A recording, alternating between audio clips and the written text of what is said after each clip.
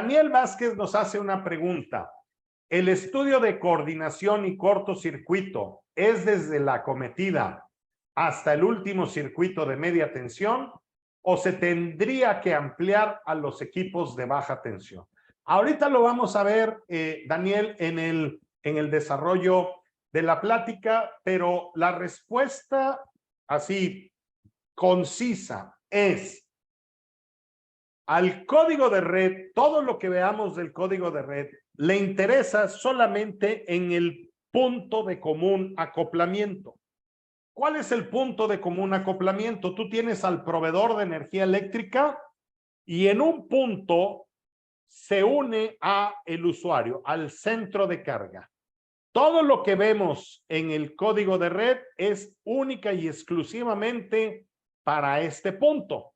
¿Qué quiere decir? Que la primera protección de mi planta es la que tiene que cumplir con cortocircuito y con protecciones. Pero, ¿cómo selecciono la protección de mi planta si no conozco lo que hay debajo?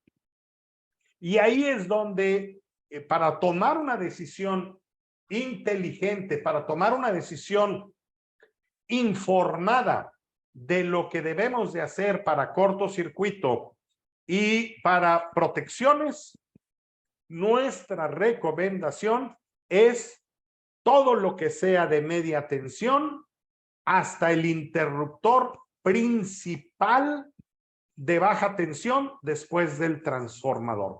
¿Por qué? Lo vamos a ver en nuestro ejemplo. Para escoger los ajustes de mis protecciones, yo tengo que ir de abajo hacia arriba. Entonces, si yo nada más ajusto esta protección para coordinar con la del proveedor y no me preocupo por lo que hay aquí abajo, el que va a pagar ahí los platos rotos vas a ser tú. Un cortocircuito en un punto que debió de haberse quedado aquí va a botar a tu protección principal y vas a parar toda tu planta. Lo vas a remediar, después tienes un cortocircuito en otro punto, se va a apagar tu planta. Tú vas a cumplir con el código de red si nada más te preocupas por la protección principal, cumples con el código de red.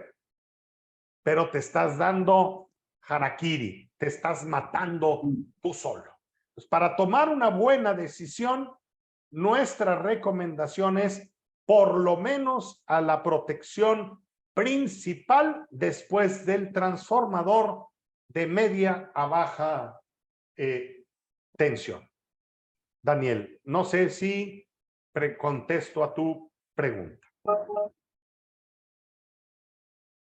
Perfecto. Vamos a hablar de el cortocircuito. El cortocircuito. ¿Qué es lo que nos dice el código de red del cortocircuito? El SENACE va a calcular e informar a los centros de carga que se conecten en alta tensión la corriente máxima y mínima de cortocircuito, trifásica y monofásica en el punto de conexión. Si se fijan, no mencionan bifásicas. Los sistemas bifásicos no existen. Puede haber cortocircuitos trifásicos o monofásicos. ¿Qué quiere decir esto? Si tú eres un usuario que se conecta a alta tensión, a 115,000 volts, el SENACE te va a informar de las corrientes de cortocircuito que puede haber en el punto de común acoplamiento. Listo. Oye, pero yo soy un centro de carga en media tensión. ¿Quién me va a informar cuáles son los niveles de corriente de cortocircuito en mi punto de común acoplamiento? Y ahí viene en el inciso B, el distribuidor. ¿Quién es el distribuidor? Pues el que te vende a ti la energía eléctrica. Si tú estás conectado con Comisión Federal de Electricidad, es Comisión Federal de Electricidad la que te va a decir, mira, en el punto de acometida número tal, ubicado en la calle tal, que alimenta la empresa tal, las corrientes de cortocircuito trifásicas y de línea a tierra son estas y te lo debe de entregar.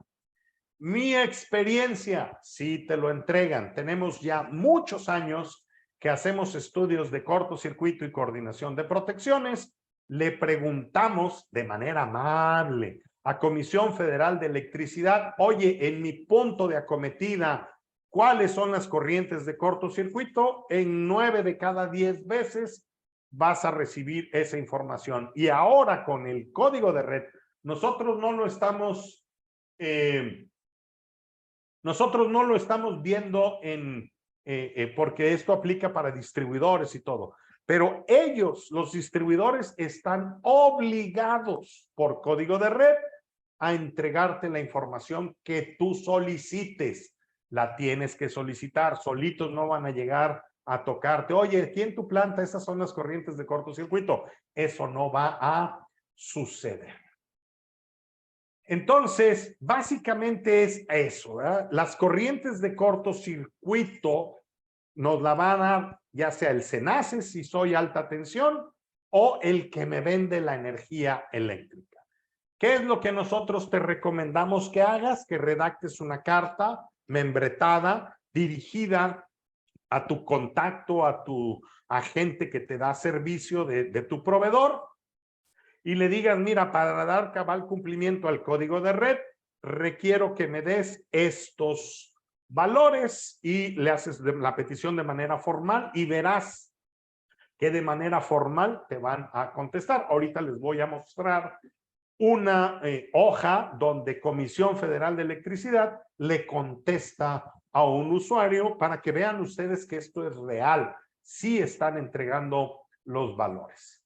Una vez que conozcamos la corriente de cortocircuito, ¿qué vamos a hacer con ella? La verdad, Miguel Arias nos pregunta, en algunos lugares CFE cobra por entregar los valores de cortocircuito. ¿Es esto legal? La verdad, no sé si sea legal o no sea legal, pero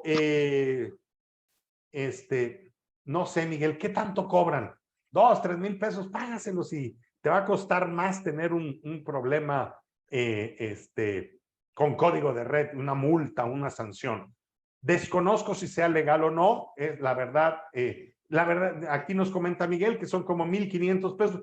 Págaselos, hombre, la empresa tiene mucha lana, 1,500 pesos es quitarle un pelo al gato. No es algo oneroso, sí requiere trabajo, ellos tienen que usar su software, sus cálculos, destinar gente para que hagan cálculos, etcétera. Entonces, si lo cobran, pues hay que pagarlo y listo, ¿no? El cliente paga 3 millones de pesos de energía eléctrica, pues 1,500 pesos no va a ser un gran problema. Pero no, la respuesta, Miguel, es no sé si sea legal o no. Esa es la respuesta.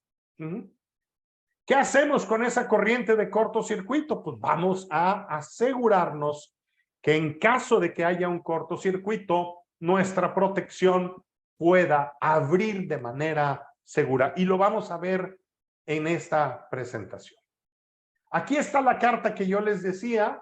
Obviamente, para proteger inocentes, ¿verdad? Le tachamos por ahí en color negro las cosas que hacen referencia a quién es este cliente, pero ustedes pueden ver que dice en referencia a su solicitud recibida en nuestras oficinas, aquí está lo que me pediste. Y ustedes pueden ver que en esa tablita viene el circuito, el voltaje nominal, la impedancia de secuencia positiva, de secuencia cero, la falla trifásica y la falla monofásica. Ahí está.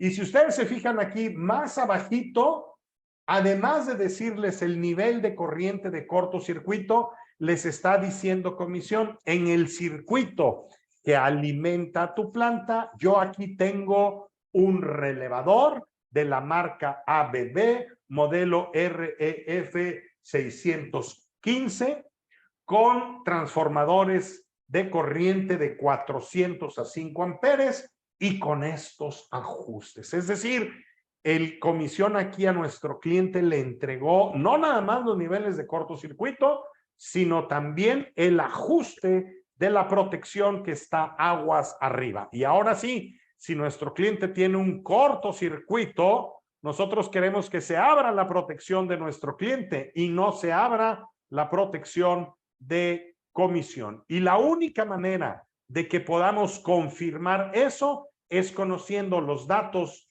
de nuestro cliente y conociendo los datos de comisión. Ahí está una prueba fehacible de que sí existe.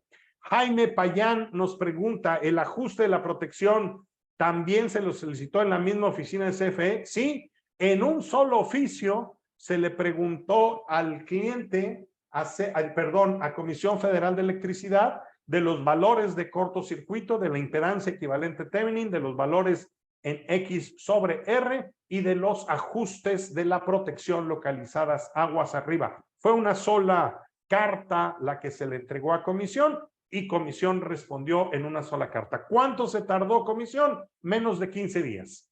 Entre que se solicitó estos valores y entregó, fueron menos de 15 días. Aclaro, esto es en la región centro, en León, Guanajuato. Yo no sé si algunas regiones sean más ágiles que otras, pero si esto lo está haciendo una región, quiere decir que todas la tienen que hacer, ¿verdad? Están obligados además.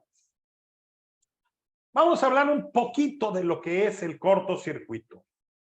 Y hice este circuito muy simplificado, así no se hacen los estudios de cortocircuito, pero hice un estudio muy simplificado para que entendamos qué es lo que pasa cuando hay un cortocircuito.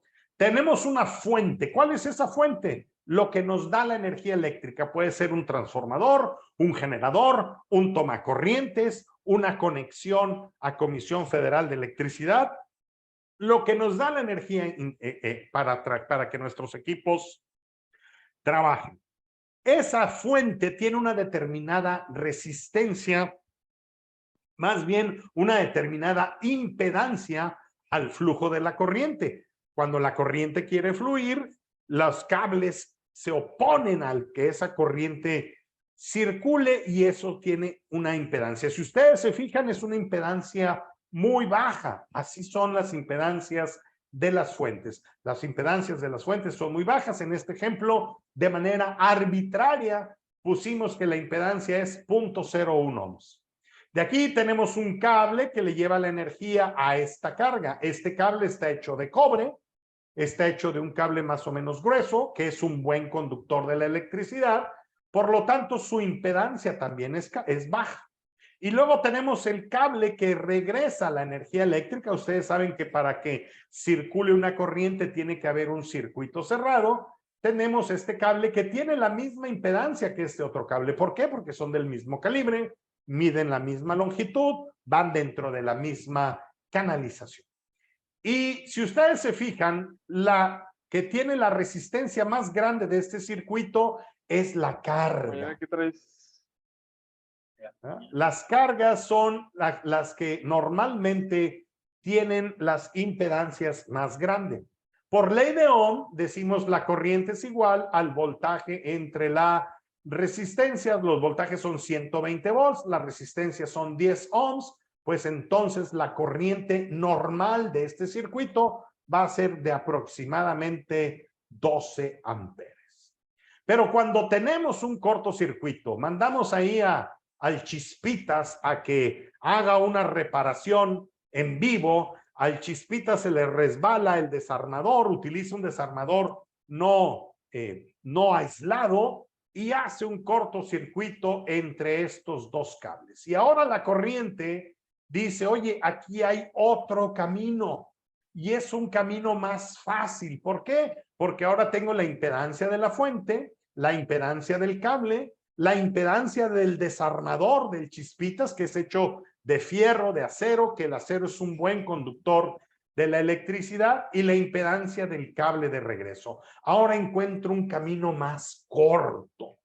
Y entonces la corriente, ¿cuánta corriente va a pasar en ese camino corto? Misma ley de Ohm, corriente es igual a 120 volts entre 0.04, que es la suma de 0.01 más 0.01 más 0.01 más 0.01, y ahora una corriente que era de 12 amperes, en un instante se va a convertir en una corriente de 3000 amperes. Y si este es un cablecito calibre 10 o calibre 12 y este cortocircuito se mantiene durante un cierto tiempo, ese cable literalmente se va a fundir, se va a vaporizar, va a haber fuego y todo eso va a provocar problemas mayúsculos en nuestra instalación, desde una pérdida de energía hasta pérdidas de vidas. Los cortocircuitos han matado a mucha gente porque los cortocircuitos generan demasiado calor y fuerza física y eso produce un evento que puede ser sumamente catastrófico. Entonces, eso es lo que sucede de una manera simplificada, por favor. No vayan a creer que así es como se hacen cálculos de cortocircuito. Esto es una idea para que entendamos el fenómeno del cortocircuito, porque cuando los circuitos se hacen más complejos, entonces ya no es tan fácil calcular la impedancia.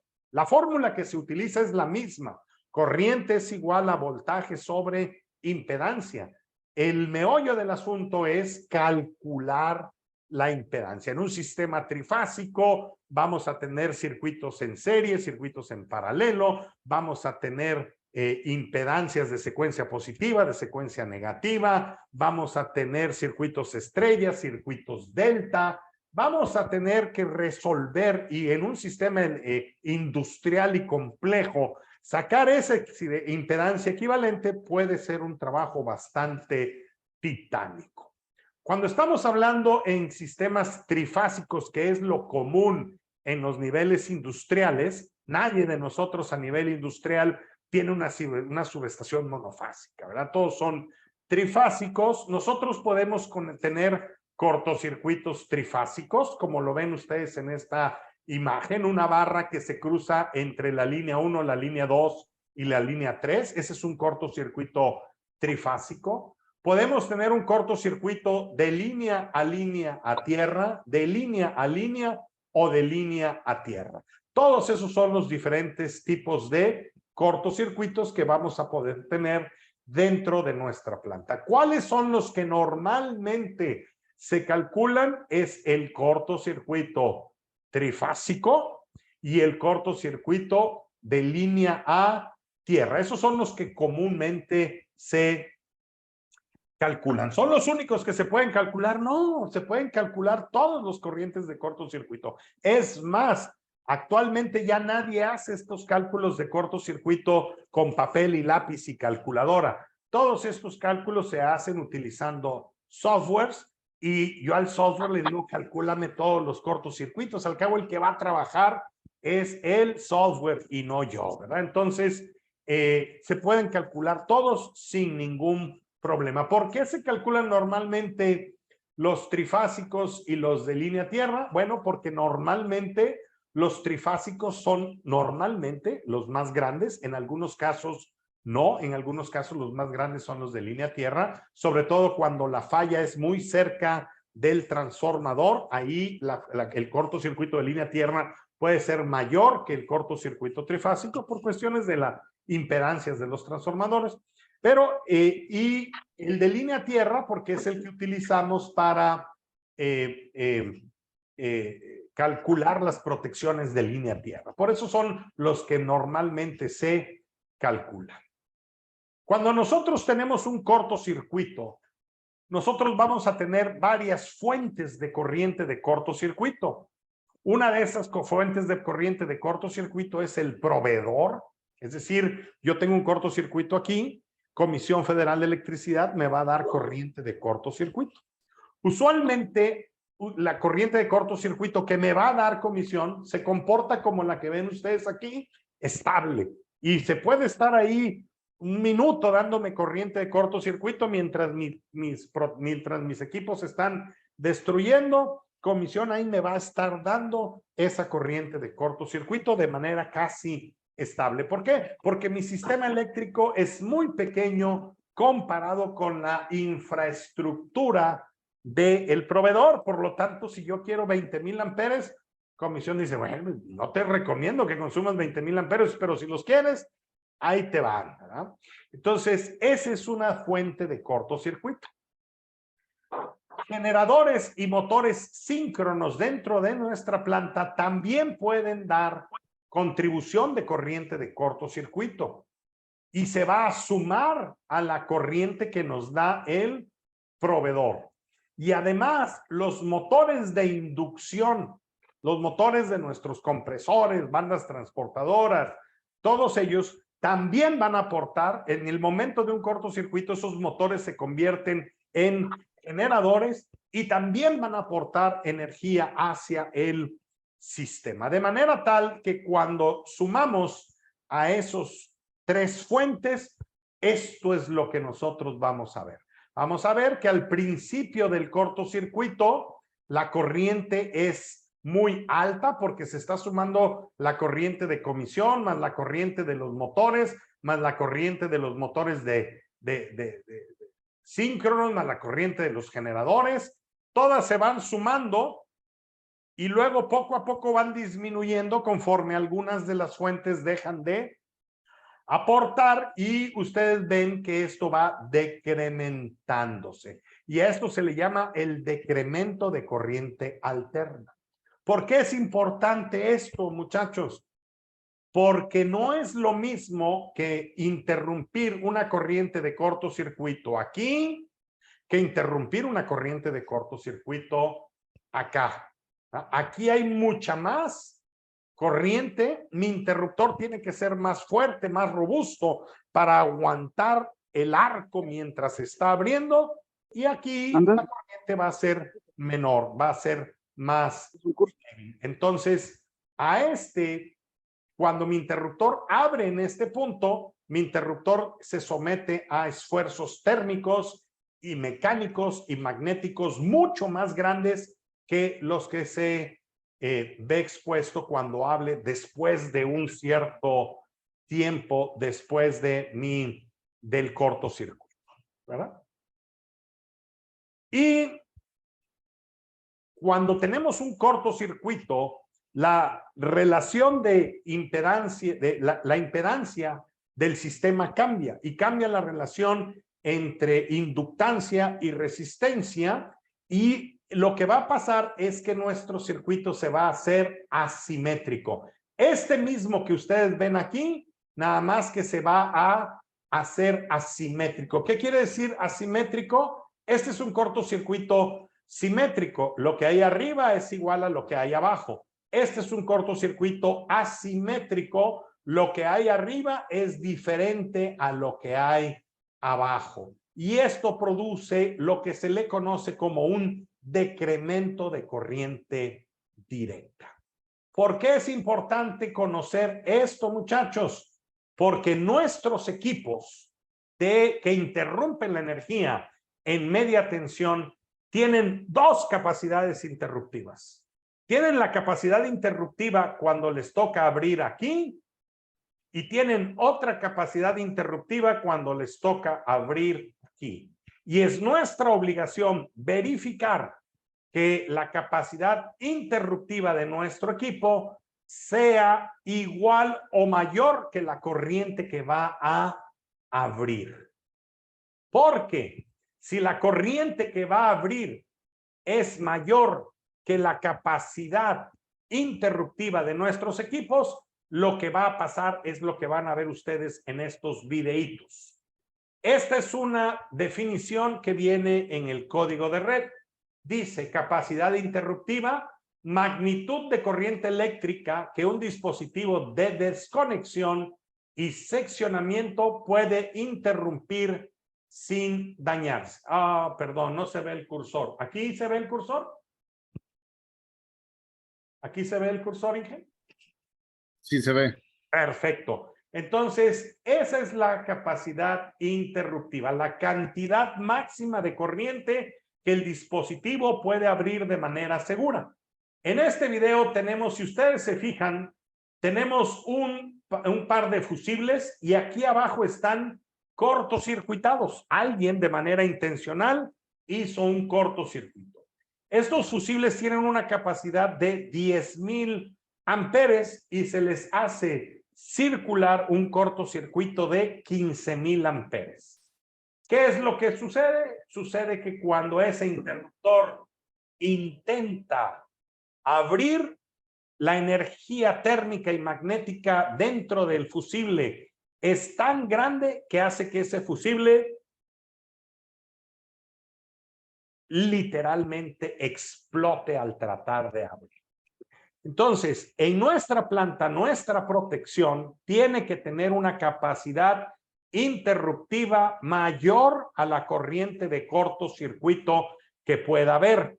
Y ahí tiene que ver con la pregunta que hicieron hace rato. Si yo hago el estudio de cortocircuito, nada más considerando la contribución de comisión, ¿estaré viendo todo lo que debo de ver? No, no estoy tomando en cuenta que cuando haya un cortocircuito, además de la contribución de comisión, va a haber contribución de mis motores, de mis compresores, de mis torres de enfriamiento. Entonces, cuando hacemos un estudio de cortocircuito y realmente queremos que esto sea preciso, tenemos que tomar en consideración los motores generadores que están localizados aguas abajo en la distribución de nuestra planta.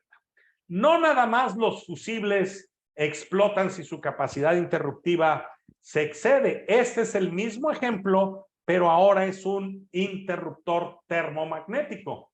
Y vean ustedes lo que sucede cuando la corriente de cortocircuito es mayor a la capacidad interruptiva del dispositivo de protección. En vez de tener un fusible que se funde o un interruptor que se abre, tenemos una explosión. Esa explosión produce movimientos mecánicos en la línea de transmisión. Hace algunos años, uno de nuestros clientes tuvo un cortocircuito en su acometida.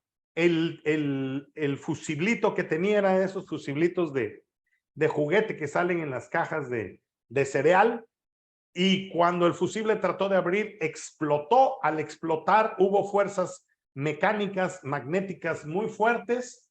Esos movimientos mecánicos y magnéticos tan fuertes provocaron daños en la línea de distribución. Se rompió, se cayó una línea y todo un parque industrial se quedó sin energía debido a una falla o a que estaban mal seleccionados sus fusibles. Todavía no existía el código de red. Ahora, ya con el código de red, inmediatamente hubieran ido a ver, a investigar, hubieran dicho, por tu culpa se quedó sin energía todo el parque, y ahí es donde vienen las sanciones. Ahí es donde vienen los problemas. Cuando una situación de tu planta afecte a terceros. Entonces, es bien importante que nosotros verifiquemos.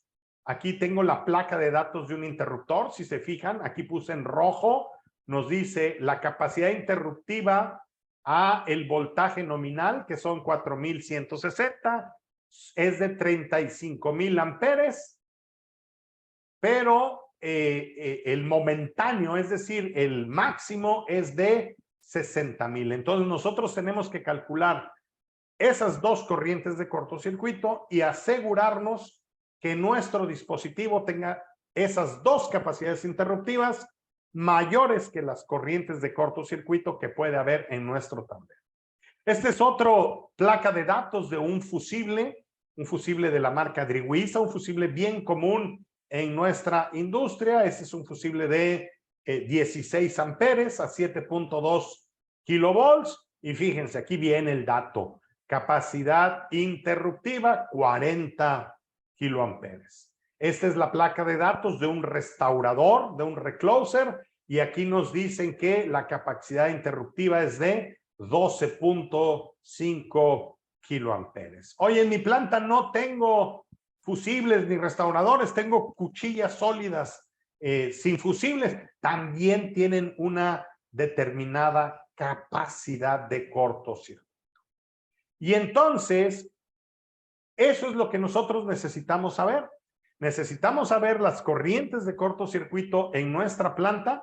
Necesitamos saber la capacidad interruptiva de nuestros dispositivos de protección y necesitamos verificar que la corriente de cortocircuito sea menor a la capacidad de nuestro equipo. Si eso es así, vamos a pasar la prueba de código de red. Si esto no es así, entonces vamos a tener que hacer algo para remediar nuestro problema, no el problema de comisión. Entonces, ¿qué vamos a tener que hacer? Vamos a tener que cambiar ese dispositivo, vamos a tener que poner otro, vamos a tener que cambiar el esquema de protecciones, y eso es lo que la Comisión Reguladora de Energía quiere, que detectemos lo que estamos mal y que hagamos algo para mejorarlos, porque se beneficia todo el sistema eléctrico nacional, pero también nos beneficiamos nosotros. Imagínate que tu protección principal estalle y se destruya. ¿Cuánto te va a costar restablecer la energía en tu planta? ¿Cuánto pérdida de producción? ¿Cuánto? Todo lo que va a costar es enorme. ¿Ah? Y luego estas cosas tienen la mala costumbre de siempre explotar en sábado o en domingo, y si tú eres el ingeniero de mantenimiento, ahí te encargo, te vas a vivir todo el fin de semana dentro de tu planta. Hay que hacer esto de manera preventiva, ingenieros. Y esta es la manera en la que la Comisión Reguladora de Energía nos pregunta si estamos cumpliendo o no. En el numeral 3.3, cortocircuito, nos preguntas, ¿conoces los valores de cortocircuito en el punto de conexión? ¿Sí o no? Claro, Inge, también se alimentan cables alimentadores. Aquí Mario Alejandro González nos hace la aclaración que no nada más se evalúa la capacidad interruptiva, también se evalúa que los cables no se quemen mientras el dispositivo abra el cortocircuito. También se evalúa si tienes un tablero. También se evalúa que las barras del tablero soporten las corrientes de cortocircuito. Se tiene que evaluar todo esto. Entonces, ¿se conocen los valores de cortocircuito? Aquí tú respondes si sí o no. Si respondes que sí, tienes que llenar esta tablita con los valores que dispongan. Oye, no tengo todos estos valores. Con los que dispongan, ponlos aquí.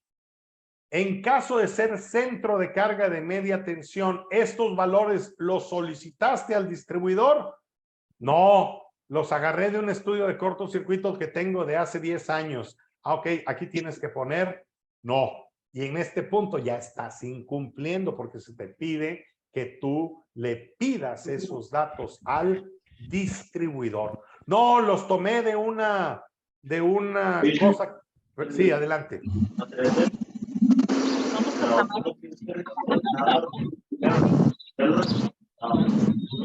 Perdón, aquí hay gente con los micrófonos abiertos. Por favor, ayúdenme a mantener sus micrófonos cerrados. Muy bien, aquí vamos a basear los valores que tengamos y se lo pedimos al proveedor, sí o no. No, ya estamos mal. Ya hay que pedírselo al proveedor. Si la respuesta es sí, anéxame la copia que te mandó el proveedor diciéndote e informándote de los valores. Pues no nada más vamos a decir, sí me lo dio el proveedor, dame la muestra. No, no la tengo. Es como si no lo tuvieras. Y las protecciones del punto de conexión están ajustados a los valores de cortocircuito de acuerdo a lo que te dio el distribuidor. Sí, el distribuidor me dijo que la corriente de cortocircuito es de 2000 amperes. Mis fusibles tienen capacidad interruptiva de 10,000 amperes. En este punto cumplo y listo. Ya cumplí con mi parte de cortocircuito. ¿Alguna duda, pregunta, comentario del tema del cortocircuito, mis queridos ingenieros?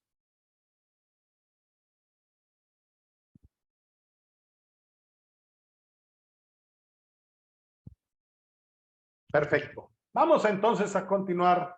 Gracias, Gregorio, por decirnos que no. Y como quiera, mientras ustedes pueden ir haciendo sus preguntas en el chat y vamos contestando conforme lo vayamos viendo.